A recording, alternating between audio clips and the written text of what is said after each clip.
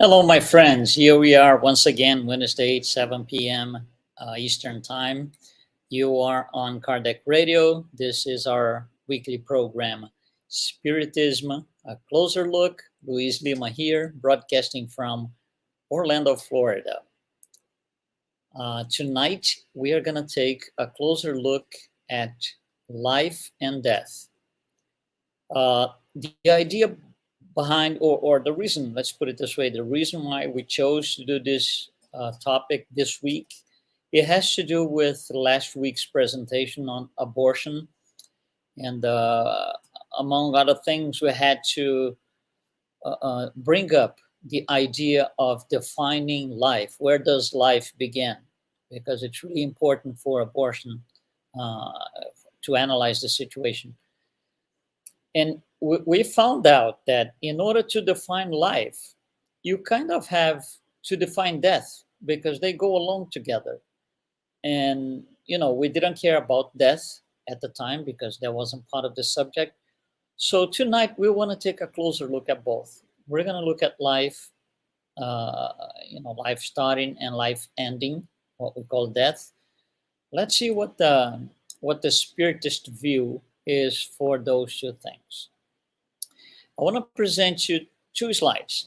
I want to do in graphic form because I think it's going to be just easier to grasp the idea. So what you see here is the first slide. This is a slide showing the results of a survey. Survey was, you can see on the lower left of the slide, it was a survey took place throughout 5 years from 2017 to 2022. And the purpose of this survey was to find out which countries believed in life after death. So there was a question on the survey: do you believe in life after death? And what you see on the bottom of the map, you see the coloring scheme and the percents of each country. But the numbers, the percents are also written on each country, most of them.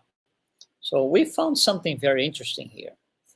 The countries where life after death is almost like believed by almost the entire population are Islamic countries, are countries that are in the Middle East or North Africa. You can see Morocco, Libya, Iran, and also Turkey,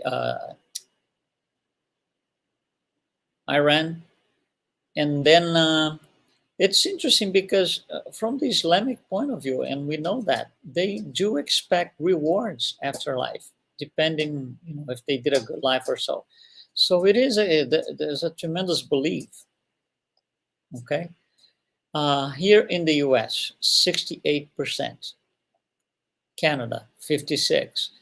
And there are countries where this percent is very low, the lowest of all being China, with only 11.5% of the population believing that there is life after death.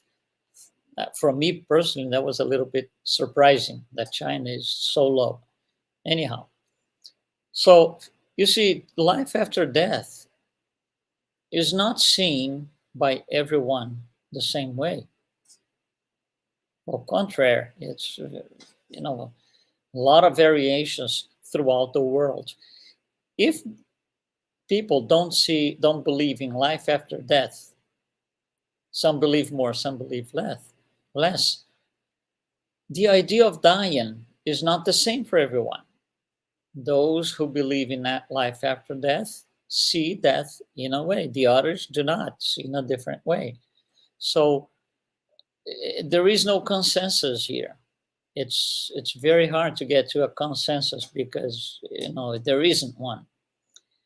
This is throughout the world. This research was conducted for 5 years throughout the world. Now, in the US, we have a very interesting research, and you can see the source on the lower right of the slide. It's very, very, very interesting. It's a long survey. It's a beautiful research. 5 pages of results and graphics and tables. Anyhow, we're gonna take we're gonna do a summary of what the survey tells us, a brief summary. So the question is, in the U.S., okay, do you believe in heaven and hell? Well, let me show you what the answers were. 61% of the responders said, yeah, I believe in both heaven and hell. 26% said, I believe in none of them. No heaven, no hell. 26%. Another 13% said, I believe in heaven only, not hell. And 1% said, I believe in hell only, not heaven. It's an interesting perspective that you have all four types of variations here. Now, for those who responded within the blue, which is the 26%, they got an additional question. And the question was, you're telling me you don't believe in heaven or hell, as in the classic concept. Do you believe in the afterlife? So out of those, 65% said, no, I do not believe in afterlife. 27% said, yes, I believe in afterlife. It's very interesting. Right? So most people here believe in no heaven, no hell, and no afterlife, nothing at all. Now, there's 27% in there who believed in some form of afterlife. And those got another question. And the question was, tell us about afterlife. What do you think it is? You see, when the question was, do you believe in the afterlife, on the research, they did not tell what afterlife was. Each person took the question their own way. So once they said yes to afterlife, then the question was, well, tell us what you think it is. 42% couldn't respond. They couldn't tell us a clear definition of what it is, what this afterlife that they believe in could be. No response, almost half, 42%. 21% said, well, the spirit, we're using the word spirit / energy because it doesn't depend on the belief system. Some people call the spirit, some people call energy, whatever the word is. But 21% said, yeah, the spirit or the energy lives on. So there's some sort of continuation. 17% said, not only we believe that they live on, but they come back. There's reincarnation. There is such a thing as reincarnation. 17%. 11% said afterlife is peace. The spirit or the energy just goes to a very peaceful place and stays in there. And finally, 17% said, well, they just rejoined the universe. That's interesting because we as spiritists, we are those in the bottom part of the screen, we are those 17% who believe in reincarnation, we believe in afterlife, and we don't believe in heaven and hell in the classic sense, the classic concept. That's us right there. But this is, it puts us things in context. You see, there's a total mix of ideas and responses and doubts, and it's very hard to have any type of consensus when it comes to what is death. Even science cannot define very clearly. We discussed that last week in 1 minute, so we're going to do a little more today here. Life, as we mentioned before, starts from the spiritist point of view, starts at the conception. So when the sperm hits the boundary of the egg, several of them do, only one penetrates. When the penetration starts, you start timing it. It takes 4 minutes for that sperm to make it all the way into the center of the egg. At the center of the egg, it's gonna a fusion between the male and the female nuclei is gonna take place. That fusion takes 15 minutes, and right after that, that's when the fluidic tie from the incarnating spirit attaches to matter. So we discussed that last week. So it takes about 19 minutes or so for the spirit to be able to attach its through a fluidic tie, its perispirit to the material elements. That's life. Now, the problem is not defining life. The problem is defining death. We got to think about this way. Death is not seen the same way by incarnates, us, and discarnates. It's like, for example, let's say I'm walking away from you into a portal, for example, into a door, and there's somebody waiting for me at the door.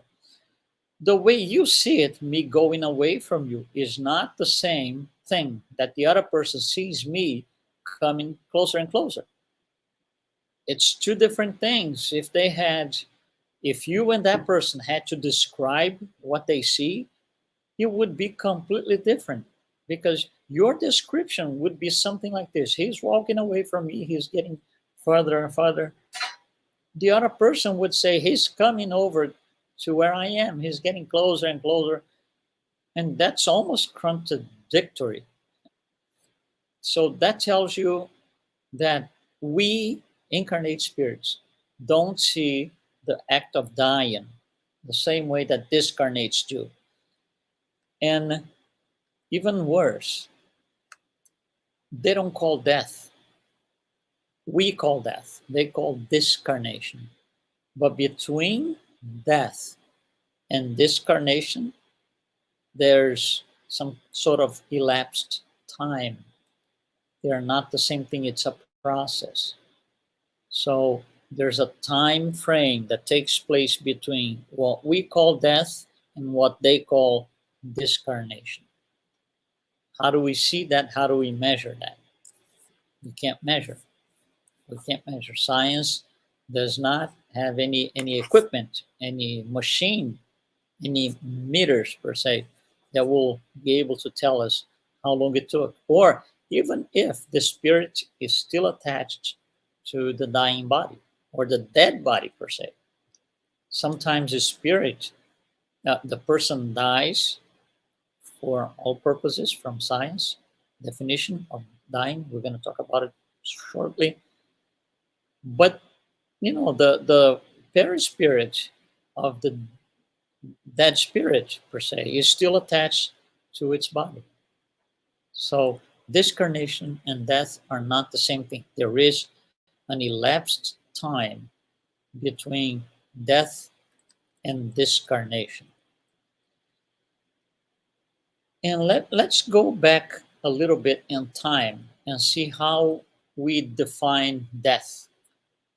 Because the definition of death changes throughout time drastically. Well, for example, let's go back to the caveman days, okay? 5,000 years ago, 6,000 years ago. When would we define that somebody is dead? Well, most likely we would look at the person, let's just say lying down, and no movement, nothing. That person's not doing anything for a day, maybe two, and we consider, oh, that's gone.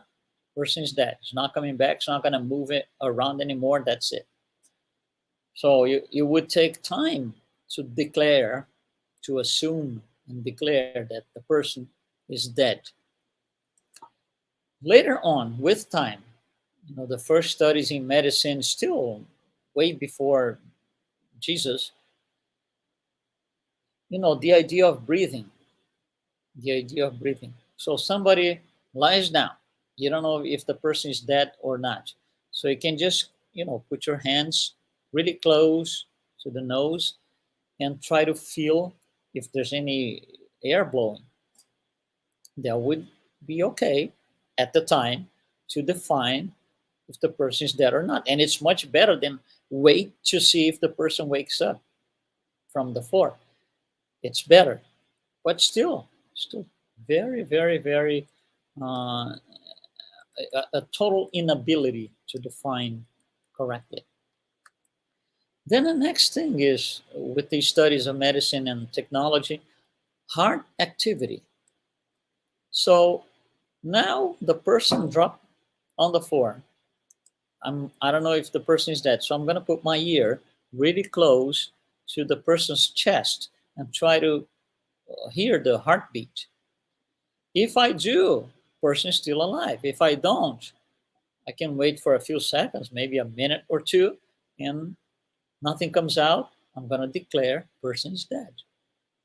You see how this is changing across time because of our knowledge. We have more knowledge, so now we're not waiting to see if the person wakes up anymore. No, we're going to check the heart.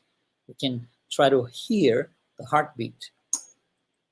Then we go into a more technological days where now we have a stethoscope, little thing that the doctor puts on the ear and listens to our heart. So sometimes my ears on the chest of the supposedly dead person might not be enough for me to detect if there's a heartbeat. The stethoscope is a much better tool because it picks up really any kind of noise, regardless of the noise in the surroundings that will interfere, of course, with my judgment. So the stethoscope changes everything. Now, there's going to be a point where the stethoscope is not enough because it still depends on the years of the person who has the stethoscope. Could be a nurse, could be a doctor, whoever it is. So you depend still on the ability that the person has to hear well, and that's not enough. So we came up with the next step, which is the electrocardiogram, ECG. ECG is those machines that shows, the heartbeat as pulses on a screen. If the person dies and the equipment flatlines for a while, okay, a while depends a little bit on the situation of the person, but if it flatlines, okay, we can consider that person is gone, is dead. However, we found out this is not all, because the person can flatline on the equipment, so heartbeat, no heartbeat, but the brain is still producing something. There's still activity in the brain. That can be detected with an electroencephalogram, right? EEG detects brain waves. So you can have a flatlined ECG and you can still have activity in the brain. So you see how complicated it's becoming to define death. Death now is longer than expected. Before the person drops, that's it. Now it's complicated to define exactly where the person is dead. And now the current standards for science to declare or medicine to declare somebody is dead is what we call brain death. So there is nothing, everything is flatlined. ECG is flatlined, EEG is flatlined, that's it. Then a person is gone. And it seems to be okay from the scientific point of view. However, how many cases don't we have of people who flatlined everything? So you can declare death according to the medical standards, death. And then a few minutes later, maybe an hour later, the person comes back. That happens a lot in surgery and operation rooms. The person comes back because that person just had an NDE, near-death experience. and it will come back and it will tell us everything that they saw on the other side and what was happening in the operation room, in the surgery room, what the doctor said, what they tried to do, what they were wearing, doing, how they were moving, everything, absolutely everything. So then the question is, was the person dead? You see how complicated it is to define death. And even if there is no near-death experience, so the person flatlined in after, let's just say, 3 days, and there's no way, 3 days, that's it. Now the person is really, really gone. Now, how about discarnating? Is the spirit disconnected from the body already, yes or no? We don't know. We cannot know. However, the spirits on the discarnate side, they will know. And that's what they go by to define a person has completed their cycle on earth. You see, our standard to complete the cycle on earth is the brain death. Theirs is not. Theirs is the perispirit now is totally free. There is no physical body attached anymore. And that could take, between one and the other, it could take minutes, hours, months, years. We have cases, we know of cases where the spirit was and is still attached to the body after 100 years. Reported by mediumistic meetings and mediums, and just goes on and on and on. So there's a clash here between the definition of death from the scientific point of view and from the spiritist point of view, considering that the spiritist point of view looks from the what the discarnates tells us. One very interesting thing that I want to show you here, I want to show you the cover of this book here. It's called The Quantum Self. It's written by this physicist, Dana Zohar. She's got a bachelor's degree in physics and philosophy from the MIT.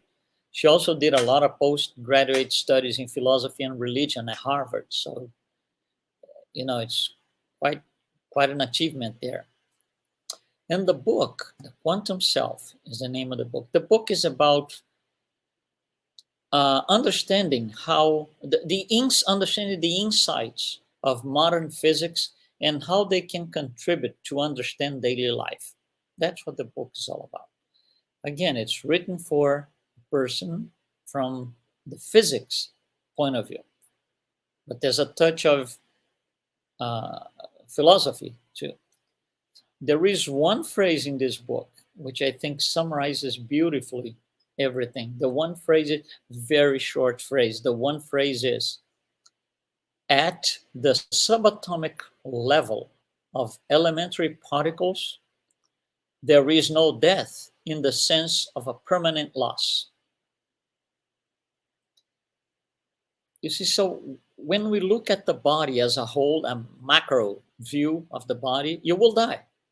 But when you go into the micro view, all the cells and atoms, they can't die because the subatomic particles, meaning under the level of the atom, they don't die. They don't have a heart, a brain.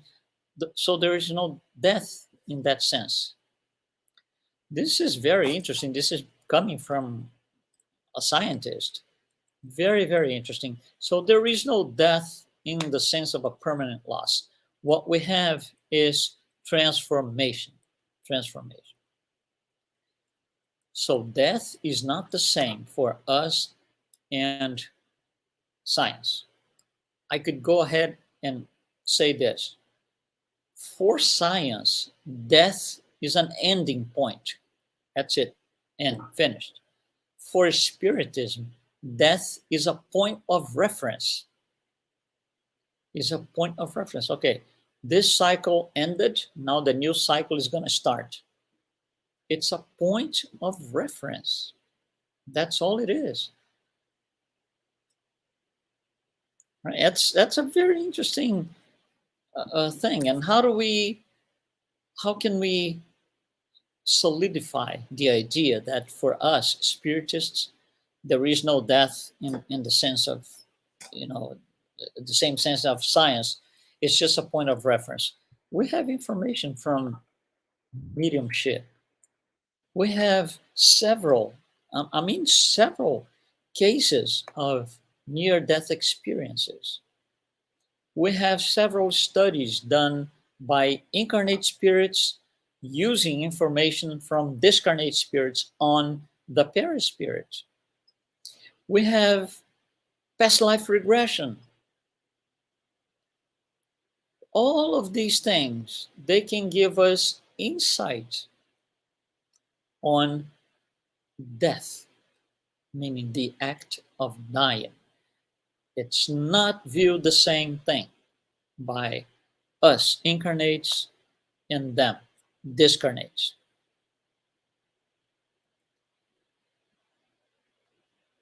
Same for life. Life, when does life begin? All right, so we did this last week when we spoke about abortion. So I encourage you to go back to our videos of last week and take a look at it. Well, thank you very much for your participation today. Spiritism, a closer look. Don't forget, we are here every Wednesday at 7 p.m. Eastern Time. So we'll see you next time. Be well. Thank you.